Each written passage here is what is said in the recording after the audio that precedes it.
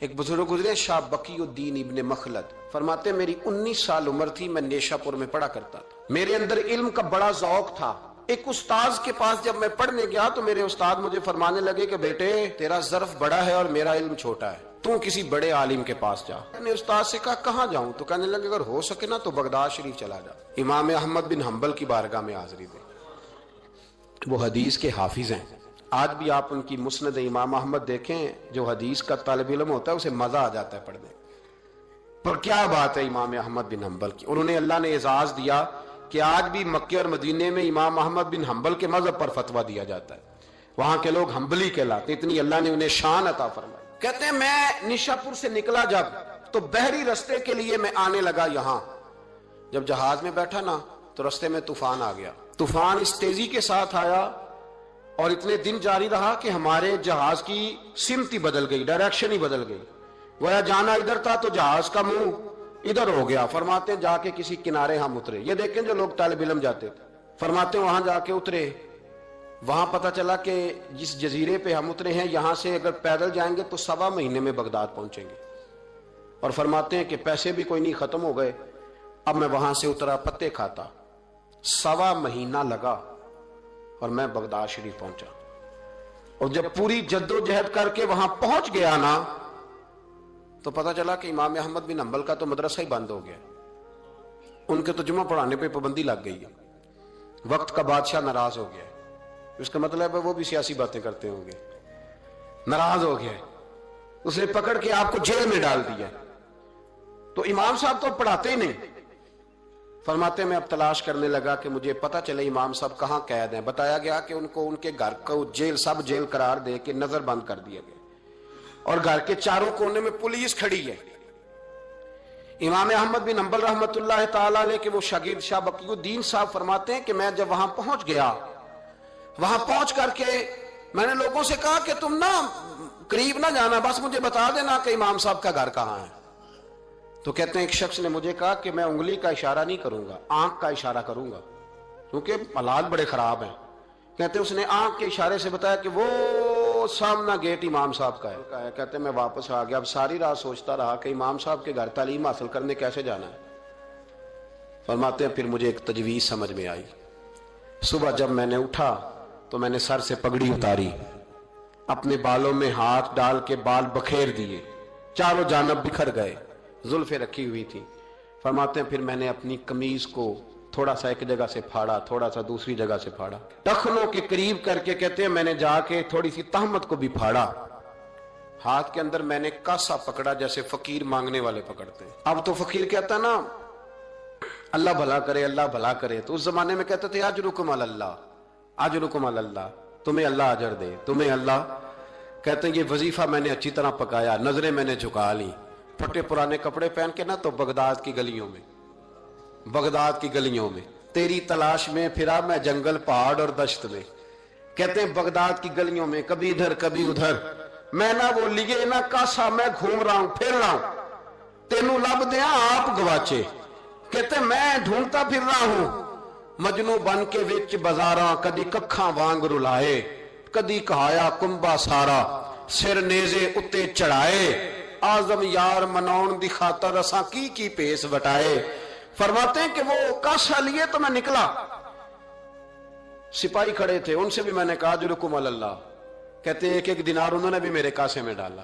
پھر امام احمد بن حنبل کا دروازہ آیا تو میں نے دروازے پہ کھڑے ہو کہا اجرکم علی اللہ، اجرکم علی اللہ، اجرکم علی اللہ۔ کہتے میرا جوش ہی بدل گیا۔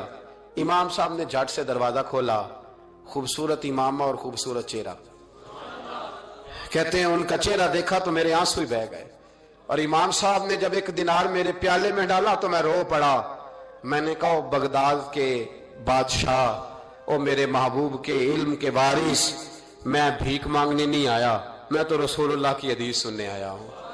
مجھے نہ آپ نے خیرات نہیں دینی، بس مجھے ایک حدیث میرے نبی پاک کی روز پڑھا دیا کریں، ایک حدیث، ایک حدیث۔ یہاں تو ہر جمعہ پڑھائی جاتی ہے نا، وقت نہیں ہوتا، لوگ دیر سے آتے ہیں۔ کہا ایک حدیث آپ نے پڑھانی ہے۔ شاہ بقی الدین صاحب کہتے ہیں امام صاحب نے میرا چہرہ دیکھا تو خوشی سے کھل اٹھے، فرمانے لگے تو کیسے آئے گا؟ کہ حضور بھکاری بن کے۔ میں خیرات مانگنے آؤں گا، یہ بھی تو خیرات ہی ہے نا، مصطفیٰ کریم کے نام کی خیرات مانگنا۔ حضور آپ نے ایک حدیث پڑھانی ہے، سنیں۔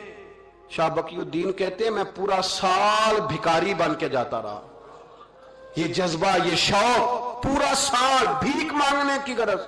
یہاں تو ہمیں اپنے علماء میں کمزوریاں نظر آنے لگ جائے، کہتے سب ٹھیک ہے جی، وہ ایک بات نہیں ٹھیک، لہذا چھٹی، میں اب خود بہت بڑا محدث ہوں، مجھے کیا ضرورت۔ یہ کمزوری ہے، اس لیے اخلاقی رویے لوگوں کے مضبوط نہیں رہتے، اس لیے دنیا داری کی ساری باتیں آتی ہیں پر دین نہیں آتا، کیونکہ ہمارا وہ شوق نہیں، وہ انداز نہیں۔ ہم کون بھکاری بننے کو تیار ہے؟ جب لوگ کاسا پکڑتے تھے تو پھر رسول اللہ کے دین کی خیرات بھی اس میں آیا کرتی، اب کوئی کاسا نہیں پکڑتا تو خیرات کیسے آتی؟ یہ تو لوگ بحث کرنے آتے، گفتگو کرنے آتے، لینے کون آتا؟ حضرت شاہ بقی الدین کہتے ہیں میں پورا سال جاتا رہا۔ امام احمد بن حنبل مجھے فرماتے یار میں بھی سوچتا تھا کہ کہیں میرے علم کو زانگی نہ لگ جائے، دیکھو اللہ نے فضل کیا ہے، مجھے ایک طالب علم عطا فرما دیا ہے۔ فرماتے ہیں پورا سال میں جب ان کے دروازے پہ جاتا تو ایک دھیلا بھی ڈال دیتے اور مصطفیٰ کی ایک حدیث بھی سنا دیتے، اور فرماتے ہیں دنیا ساری پڑھتی ہے پر ہمارے پڑھنے کا استاد انداز یہ تھا کہ استاد پہلے امامہ باندھتے، جبہ پہنتے، اور اس قید میں نظر بندی کے عالم میں جب وہ نبی پاک کی حدیثیں سناتے تو ان کی آنکھیں آنسوؤں سے بھر جاتی، وہ روتے ہوئے تڑپتے ہوئے حدیث سناتے، اور میں بھی اسی درد سے وہ بات وصول کرتا۔ فرماتے ہیں سال گزر گیا، حکمران مر گیا، فوت ہو گیا، نیا بادشاہ آیا، اس نے خود امام احمد بن حنبل کو بڑا مدرسہ بنا کے دیا، اس نے بڑی جامع مسجد میں امام صاحب کے خطبہ جمعہ کا بندوبست کیا۔ فرماتے ہیں ہزاروں طالب علم کئی ملکوں سے امام صاحب کے دروازے پر آ کے بیٹھنے لگے۔ فرماتے ہیں جب میں بھی پہنچا نا تو امام فرمانے لگے تو ذرا آگے آ جا، کہتے میں آگے آیا تو فرمانے لگے بھی علم تمہیں بھی دیتا ہوں، تمہیں بھی پڑھاؤں گا۔ معین الدین چشتی رحمت اللہ علیہ کی خانقاہ میں بیٹھا تھا، اچانک ایک تاجر، ایک دنیا دار شخص آیا، حضرت خواجہ معین الدین چشتی رحمت اللہ تعالی علیہ کے سامنے بیٹھے ہوئے آپ کے ایک مرید شیخ علی علیہ رحمہ جن کا نام تھا، ان کی طرف وہ تاجر تیزی سے بڑھا اور شیخ علی کا گریبان پکڑ لیا۔ میرے پیسے کب دو گے اور کتنے وعدے کرو گے؟ لاؤ میری رقم واپس کرو۔ حضرت خواجہ معین الدین چشتی رحمت اللہ علیہ ساری صورتحال سے بے خبر تھے، جلدی سے اٹھے اور اٹھ کر کے اس تاجر سے کہا کہ معاملہ کیا ہے، بات کیا ہے؟ کہ حضور بہت عرصے تھے آپ کے اس مرید شیخ علی نے میری رقم دینی ہے اور واپس نہیں کرتا۔ خواجہ صاحب علیہ رحمہ نے شیخ علی کی طرف دیکھا اور فرمایا یہ معاملہ کیا ہے؟ عرض کی حضور غریب ہوں، کمزور ہوں، تنگ دست ہوں، قصدن ایسا نہیں کر رہا، اس سے کچھ مہلت لے چکا ہوں، وہ ختم ہوئی، اب اور مہلت کا سوالی ہوں، اور یہ مجھے مہلت دینے کو تیار نہیں ہے۔ خواجہ اجمیر علیہ رحمہ نے اس تاجر کی طرف دیکھا اور فرمایا غریب ہے، مجبور ہے، اس وقت تنگ دست ہے، اس کو کچھ مہلت دے دو، یقیناً تمہاری رقم لوٹا دے گا۔ اس نے حضرت خواجہ علیہ رحمہ کے ساتھ بھی توہین آمیز لہجہ معاذ اللہ اختیار کیا، ابھی لے کر کے جاؤں گا، پوری رقم لے کر کے جاؤں گا، ورنہ نہ صرف یہ کہ اسے رسوا کروں گا بلکہ میں اسے بازاروں میں کھینچوں گا۔ خواجہ قطب علیہ رحمہ فرماتے ہیں جتنے لوگ وہاں بیٹھے تھے ان سب کی طرف جب شیخ علی دیکھتے تو کمزور پڑتے، روتے، میرے پیر بھائیوں کے بیچ آ کر سرعام اتنے لوگوں میں میری اتنی رسوائی کر ڈالی۔ خواجہ اجمیر نے اپنی اس مرید کی آنکھوں میں جب آنسو دیکھے تو بڑا ہی دل نرم ہوا، اس کو کہا کچھ مہلت دے دے، اس نے کہا نہیں نہیں مجھے تو ابھی اپنی رقم چاہیے۔ خواجہ صاحب رحمت اللہ علیہ نے زمین پر چادر بچھائی، چند سکے جیب سے کیا نکالے تھے کہ اللہ تبارک و تعالیٰ نے بھرے خزانوں سے دولت عطا فرمایا، یہ ہے تمہاری رقم، اٹھاؤ اور لے جاؤ۔ تمہیں فقیروں کو اس طرح رسوا نہیں کرنا چاہیے تھا، تمہیں خانقاہوں میں بیٹھے ان سادہ اور کمزور لوگوں کے ساتھ یہ رویہ روا نہ رکھنا چاہیے تھا۔ یہ کہا اس شخص نے پیسے اٹھانے شروع کیے، اور اٹھاتے اٹھاتے نا جب اس کی نظر زیادہ مال پہ پڑی تو کچھ زیادہ پیسے بھی اٹھا لیے، ذرا نظر بچا کے دیکھتا کہ خواجہ صاحب دیکھ تو نہیں رہے، کچھ زیادہ رقم ہتھیائی اور وہ چلتا بنا۔ حضرت خواجہ علیہ رحمہ نے شیخ علی کو تھپکی دی، فرمایا اللہ نے تمہاری عزت رکھی، پر ایک بات میری یاد رکھنا، جب بھی بھروسہ کرنے کو دل ہوا جب بھی کسی طرف سہارا ڈھونڈنے کا دل ہوا تو یا خدا کی طرف دیکھنا یا محمد مصطفیٰ کی طرف دیکھنا صلی اللہ علیہ وسلم۔ یہ کیا درویشوں کا کیا کام کہ وہ دنیا داروں سے پیسے لے اور دنیا داروں کے ساتھ معاملات کرے، تمہاری یہ روش اچھی نہیں، لیکن اللہ نے تمہارا وقار رکھا۔ خواجہ قطب کہتے ہیں وہ بات تو ختم ہو گئی، لیکن شیخ علی کے چہرے پر کئی دنوں تک افسردگی رہی۔ وہ ان سب لوگوں کو پلٹ پلٹ کے دیکھتے جن کے سامنے آ کے اس نے گریبان پکڑا تھا، تو بیچاروں کی طبیعت بگڑتی، دل پہ افسوس ہوتا، اس کو ایسا نہ کرنا چاہیے تھا، میری غریبی کا یوں مذاق نہ اڑاتا۔ کہتے ہیں چند ہفتے گزرے تو اس تاجر کو ہم نے دوبارہ خواجہ صاحب کی خانقاہ میں داخل ہوتے دیکھا، لیکن اب کہ وہ بڑا ہی پریشان آیا، اب کہ وہ بڑا ہی افسردہ آیا، اب کہ وہ آیا تو ہانپتا کامتا تڑپتا آیا، چادر بڑی ساری اوڑھ رکھی ہے، آتے ہی حضرت خواجہ کی خدمت میں بیٹھا، تڑپ کے رونے لگا، کہنے لگا اجمیر کے بادشاہ بھول گیا تھا، معافی ہو سکتی ہے، غلطی ہو گئی تھی، درگزر کا سوالی بن کے آیا ہوں۔ عطائے رسول ہند الولی غریب نواز رحمت اللہ تعالی علیہ فرمانے لگے پہیلیاں نہ بجھا، جو بات ہے اس کو کھول کر کے بیان کر، فقیر تیری ہر بات سننے کو اور درگزر کرنے کو تیار ہے۔ اس نے اپنا ہاتھ چادر کی اوٹ سے نکالا تو کہنے لگا حضور خشک ہو گیا ہے، اٹھتا ہی نہیں، حضور تکلیف میں ہوں، آزمائش میں ہوں۔ ہوا دراصل یہ تھا کہ میں نے نا وہ میں نے سکے اٹھاتے اٹھاتے نا آپ سے نظر بچا کے کچھ زیادہ اٹھا لیے تھے، تو آپ کی ناجائز دولت، میں نے آپ کی دولت کو ناجائز حاصل کر لیا تھا، تو حضور اس سبب سے میرا ہاتھ چھل ہو گیا، مجھے اتنے لینے چاہیے تھے جتنے میرے بنتے تھے، میں نے ناجائز پیسے لے لیے۔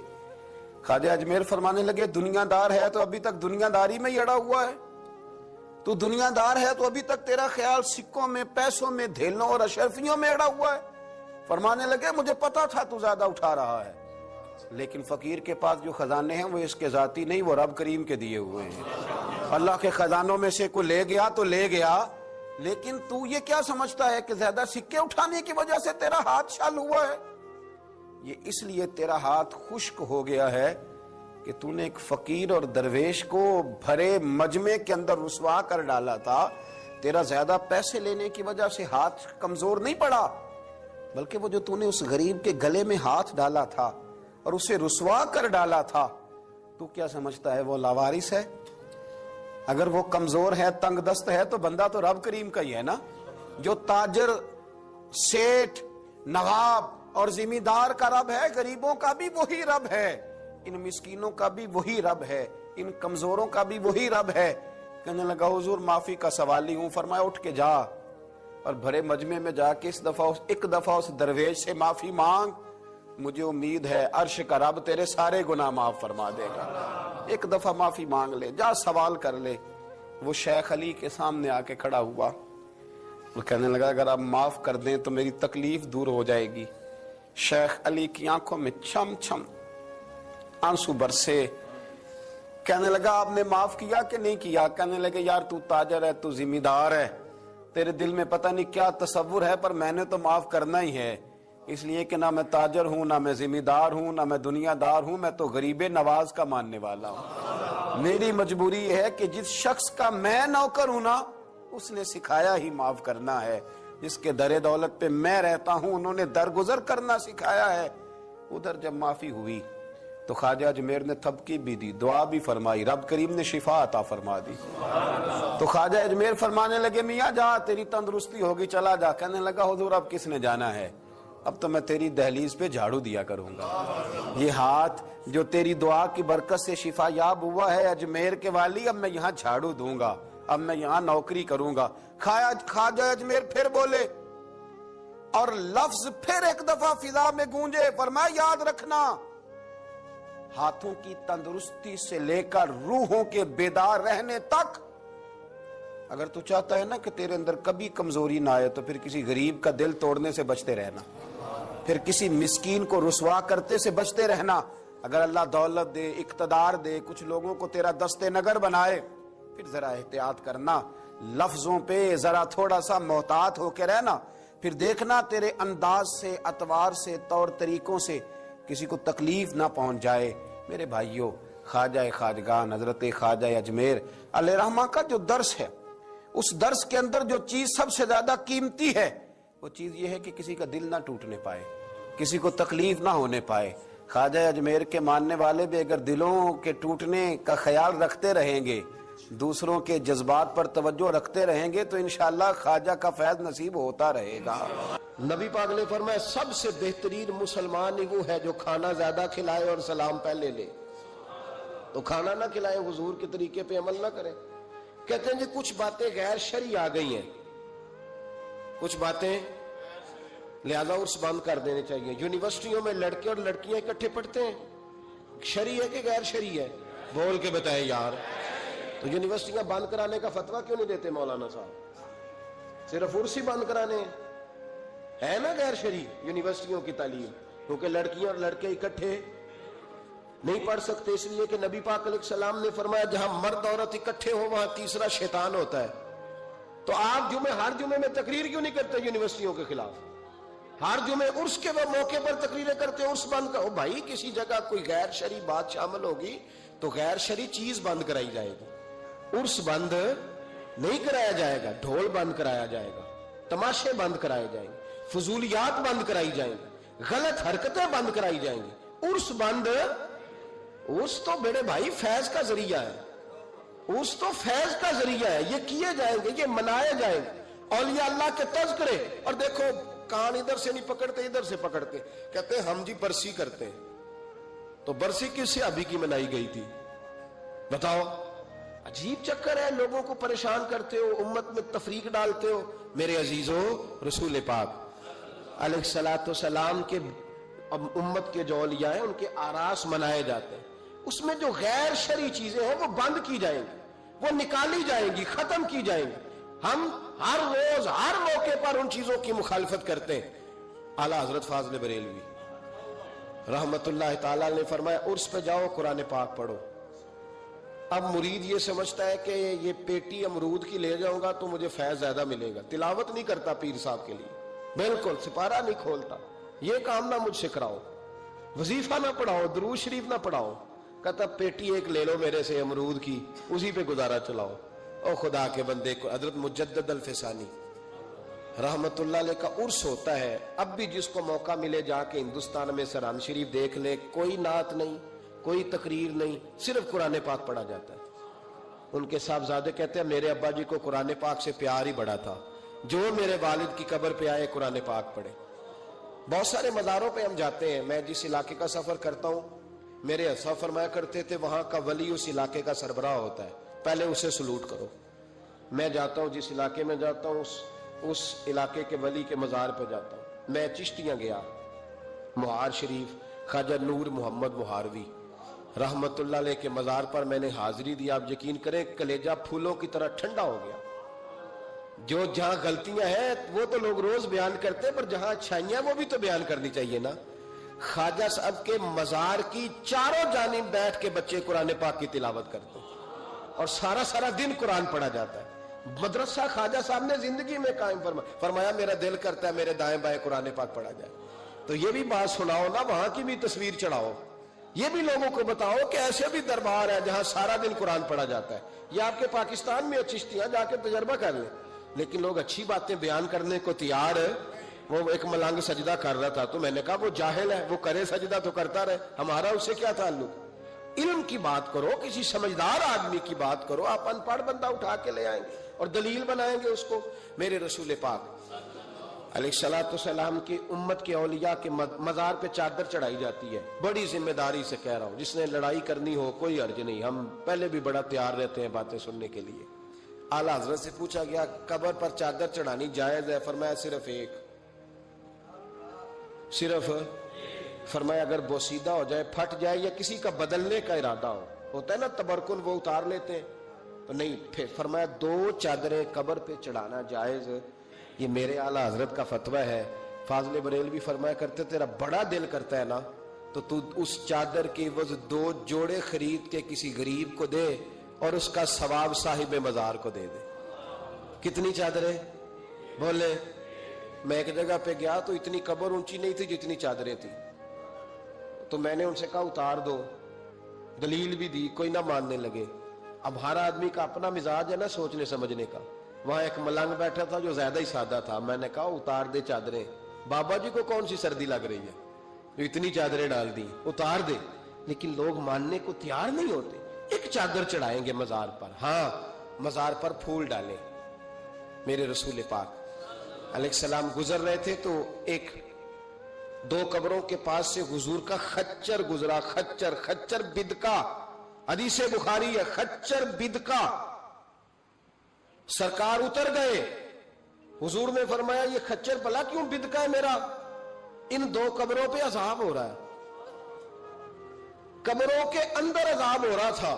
جس خچر پر حضور بیٹھ گئے اسے بھی اللہ غیب کی نظر عطا فرما دیتا, اسے بھی سمجھ آ گئی کہ اندر عذاب ہو گئے. خچر پر حضور بیٹھے. حضور صلی اللہ علیہ وسلم نے فرمایا دو پر عذاب ہو رہا ہے, اور وجہ کیا ہے؟ ایک بندہ پیشاب کے چیٹوں سے نہیں بچتا, دوسرا غیبت کرتا تھا, لہذا عذاب ہو رہا ہے. بچنا چاہیے نا ان دونوں چیزوں سے. میرے حبیب پاک نے فرمایا دو ٹہنیاں توڑ کے لاؤ. دو ٹہنیاں لائی گئی, حضور نے قبر پہ ڈال دی. فرمایا جب تک یہ خشک نہیں ہوں گی قبروں کے عذاب میں تخفیف رہے گی. قبر پہ پھول ڈالے, پھول جب تک تر و تازہ رہیں گے عذاب میں تخفیف رہے گی. بات کی سمجھ آ گئی؟ اب تو لوگ کہتے ہیں دلیل دو جی, قبر پہ بیٹھ کے قرآن پڑھنا جائز ہے. لو دلیل سن لیں, مشکات کی حدیث ہے. میں نے کہا تھا جلدی میں آپ کو ساری باتیں سے, مضمون یہ بڑا طویل ہے, ہر پہلو پر بات کھول کے کی نہیں جا سکتی. قبر پر کھڑے ہو کے قرآن پڑھنا یا تلاوت کرنا یا اصال ثواب.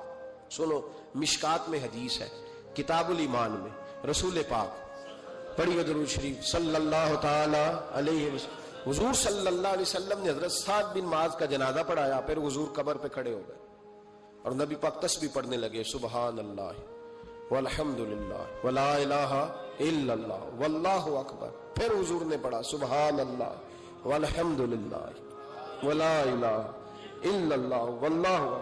حضرت انس بن مالک کہتے ہیں حضور کے چہرے کا اچانک رنگ بدلا, آنکھوں میں آنسو آئے. حضور نے زور سے پڑھنا شروع کر دیا سبحان اللہ والحمد للہ ولا الہ الا اللہ واللہ اکبر. کہتے ہیں حضور نے زور سے پڑھا, آہستہ آہستہ محبوب کے چہرے پہ خوشی آنے لگ گئی. جب حضور فارغ ہو گئے, دعا مانگی, نکلنے لگے تو عرض کی یا رسول اللہ یہ کیا تھا؟ حضور فرمانے لگے تمہارے بھائی کی قبر تنگ ہو گئی تھی, میں نے تسبیح پڑھی ہے تو اللہ نے اس کی قبر کو کشادہ کر دیا ہے. حضور فرماتے ہیں بہت لمبا تم نہ بھی نہ رونا, اگر مکھی کے یا مچھر کے پر کے برابر بھی تمہارے آنسو نکل گئے نا, میں اب اس سے زیادہ کیا آپ کی بارگاہ میں بات عرض کروں. حضور فرماتے ہیں ایک مکھی اور مچھر کے پر کے برابر بھی تیری آنکھ سے آنسو نکل آیا, شرط یہ ہے نکلے ریاکاری کے لیے نہیں, نکلے اللہ کی رضا کے لیے, اس کی خشیت میں نکلے. فرمایا اگر مکھی کے پر کے برابر بھی تو رو پڑا تو اللہ تعالیٰ تیرے لیے دوزخ سے آزادی لکھ دے گا. اور نبی پاک صلی اللہ تعالی علیہ وسلم نے بیان فرمایا ہے, حضور فرماتے جو اللہ کے خوف سے رو پڑے نا, جس طرح بھینس بکری گائے کے تھنوں سے نکلا ہوا دودھ دوبارہ تھنوں میں نہیں نہ جاتا, اسی طرح جو رب کی یاد میں رو پڑے وہ دوزخ میں نہیں جاتا. یہ مثال دیکھیں کیسی دی حضور نے سمجھانے کی. اگر کبھی رونا آئے اس کے لیے تنہائی کا انتخاب کریں, مجمع میں نہیں. ایک بندے کو حضرت عمر نے مجمع میں روتا دیکھا تو فرمایا یہ کام تو اکیلے میں کرتا, تیرے لیے برکت والا ہوتا, تیرے آنسو نکلے, تیرے رخساروں پہ بہیں.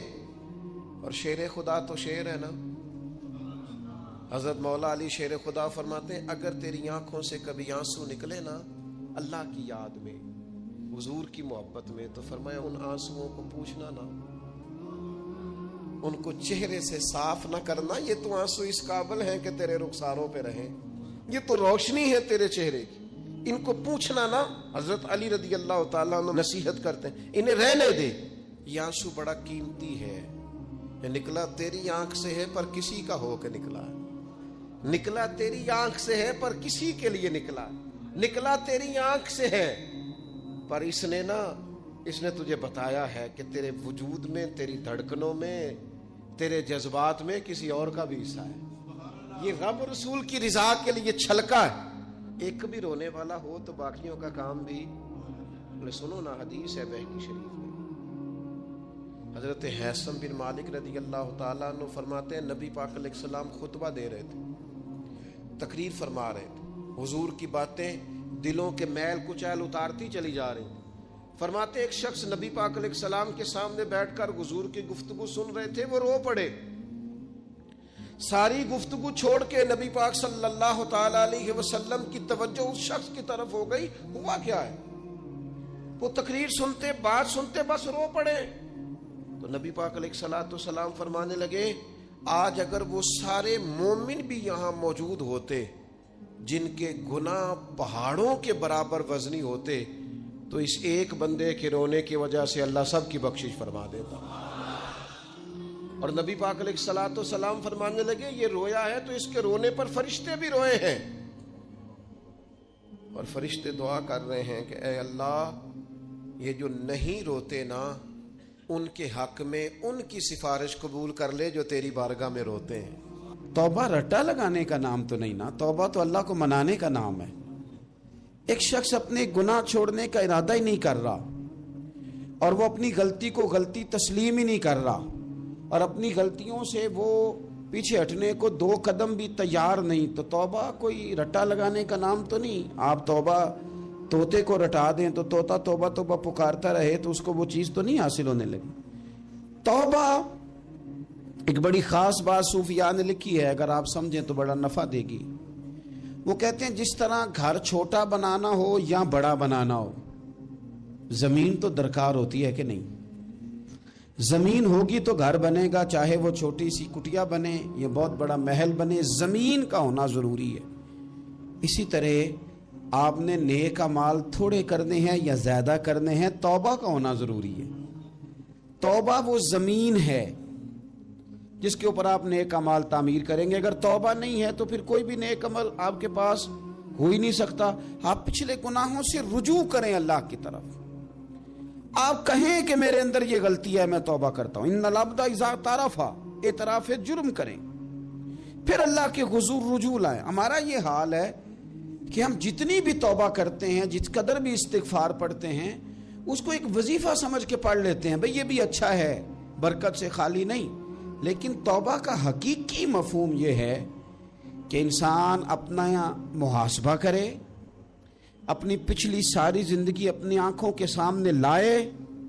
اگر وہ سمجھتا ہے کہ اس حال میں مر گیا تو میرے لیے مشکل ہوگا منہ دکھانا اللہ رسول، تو پھر وہ فوراً سے پہلے اپنے گناہوں سے رجوع کرے اور اللہ کے حضور توبہ کرے۔ یہ توبہ کا مفہوم ہے۔ میرے رسول پاک صلی اللہ تعالی علیہ وسلم نے اپنی امت کو اس طرف خاص رغبت حضور نے اپنی امت کی کرائی۔ رب بڑا مہربان ہے، بڑا ہی کریم ہے۔ وہ تو کسی بندے کی اونٹنی اگر کبھی گم ہو جائے صحرا میں، اور اس طرح گم ہو کہ پیسے بھی اونٹنی پہ ہو، کھانا بھی اونٹنی پہ ہو، کپڑے بھی اونٹنی پہ ہوں، علاقہ بھی صحرا کا ہو، اور اس نے کسی ٹہنی کے ساتھ باندھی ہو، پھر وہ سو جائے، سو کے اٹھے تو اونٹنی غائب ہو۔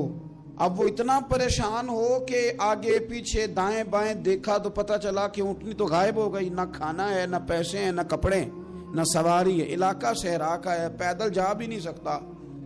تو فرمایا جس طرح وہ بیٹھ کر موت کا انتظار کرنے لگتا ہے، اور وہ منتظر تھا کہ اب موت ہی آئے گی، اب کوئی اور سہارا نہیں۔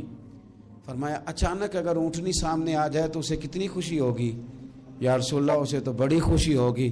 فرمایا جب رب کا بندہ توبہ کرتا ہے تو اللہ کو اس سے بھی بڑھ کر خوشی ہوتی ہے کہ بندہ توبہ کر گیا، اپنے گھر واپس آ گیا ہے، اس نے بات مان لی ہے۔ ہمارا اصل مسئلہ احساس کا ہے، توبہ کا نہیں۔ جب تک اپنی غلطیوں کا بندہ محاسبہ نہیں کرتا، جب تک احساس پیدا نہیں کرتا، وہ محسوس نہیں کرتا کہ میں غلط ہوں، مجھے ٹھیک ہونا چاہیے، تب تک توبہ کہے گی۔ آپ دیکھیں نا صحابہ کرام کا مزاج کیا، چھوٹی چھوٹی چیزیں ہیں لیکن وہ دوڑ کے آتے ہیں، کہتے ہیں یا رسول اللہ غلطی ہو گئی، اور اپنے آپ کو پیش کرتے ہیں۔ ایک خاتون نے آ کے پیش نہیں کیا کہ یا رسول اللہ میرے پیٹ میں ناجائز بچہ ہے، مجھے پاک کر دیں، کوئی پکڑ کے نہیں لایا، کسی نے آ کے اسے گرفتار نہیں کیا، مقدمہ نہیں کرایا، پرچہ نہیں درج کرایا، 14 دن کے ریمانڈ کے بعد نہیں مانی، خود آئی اور آ کے کہا حضور میرے سے غلطی ہو گئی ہے، مجھے معاف کر دیں۔ تو رسول پاک صلی اللہ تعالی علیہ وسلم نے بچے کی ولادت کے بعد اسے دوبارہ بلایا، کہا بعد میں آنا، وہ آئی، اسے سنسار کیا گیا۔ تو جب کسی شخص نے کہا نا کہ یہ تو بڑی نفس کے ہاتھوں گرفتار عورت تھی اور کتنا بڑا جرم کیا، تو پھر حضور نے پتہ کیا فرمایا؟ فرمایا چپ کر جاؤ، تم نے گناہ دیکھا ہے، تم نے اس کا احساس نہیں دیکھا۔ جب تک احساس گناہ اور احساس زیاں پیدا نہیں ہوتا، اس کی وجہ یہ ہے، امام غزالی رحمۃ اللہ علیہ فرماتے ہیں جو مومن ہوتا ہے نا، مومن وہ دھاگے کے برابر گناہ کرے تو وہ محسوس کرتا ہے کہ پہاڑ کے برابر گناہ ہے میرے اوپر، اور جو منافق ہوتا ہے نا وہ پہاڑ کے برابر گناہ کر کے کہتا ہے یہ تو دھاگے کے برابر ہے، محسوس ہی نہیں کرتا کہ میں نے اتنے جرم کیے ہیں، وہ تسلیم کرنے کو تیار نہیں ہوتا۔ جب تک تسلیم نہیں کرتا تب تک توبہ کا کوئی معنی سمجھ میں نہیں آتا، اور توبہ کریں تو پھر توبہ نہ، اور بھائی جس نے ماننا ہوتا ہے وہ تو اشارے سے بھی مان جاتا ہے، اور جنہوں نے نہیں ماننا نا، میں کئی دفعہ کہتا ہوں یہ میرا جو دور ہے یہ سیانے لوگوں کا دور ہے، سمجھدار زیادہ ہیں، اور سمجھدار بھی اس طرح کے سمجھدار نہیں جس طرح کا معاملہ فہم سمجھدار ہوتا ہے، سمجھدار چالاک قسم کے، اپنے حق میں سمجھدار اور اپنے ذہن کے مطابق فیصلہ کرنے والے لوگ۔ پھر ہم بہت ساری جگہوں پہ ٹامک ٹونیاں کھاتے ہیں، جس نے ماننا ہے اس نے اشارے سے بھی مان جانا ہے، اور جس نے نہیں ماننا اس نے کہنا مجھے 24 سال ہو گئے فلانی جگہ جمعہ پڑھتے اور میں ماننے کو تیار نہیں ہوا، نہیں نہ ماننا تو مجھے 20 سال ہو گئے فلانی جگہ جاتے آتے، بس نہیں ماننا تو پھر مزاج نہیں ہوتا۔ جس نے ماننا ہے، حضرت فضیل بن عیاض رحمۃ اللہ علیہ ڈاکو تھے، اور نرے ڈاکو نہیں تھے، ڈاکوؤں کے سردار تھے، تو ارشاد فرماتے ہیں کہ میرا طریقہ یہ تھا کہ میں ایک پورے قافلے کی صورت میں حملہ کرتا تھا تو لوگ ڈرا کرتے تھے اگر کہ فضیل بن عیاض کے ڈاکوؤں نے حملہ کیا تو پھر نہیں بچتے۔ ایک دن گزر رہا تھا تو ایک قاری صاحب آیت پڑھ رہے تھے، لا تقنطوا من رحمت اللہ، اللہ کی رحمت سے کبھی نا امید نہ ہونا، ان اللہ یغفر الذنوب جمیعا، بے شک وہ سارے ہی گناہ معاف کر دے گا۔ آپ فرماتے ہیں میرے دل میں بات اثر کر گئی، ماننا ہے نا، جس نے نہیں ماننا اس نے 6666 آیتوں کا ترجمہ پڑھ کے بھی توجہ نہیں کرنی۔ آپ ارادہ کریں نا، آپ اپنی دل کی زمین کو زرخیز بنائیں۔ فرماتے ہیں میں فوراً وہ آیت سنی تو میں رویا، اور میں حافظ صاحب کے پاس چلا گیا، ان سے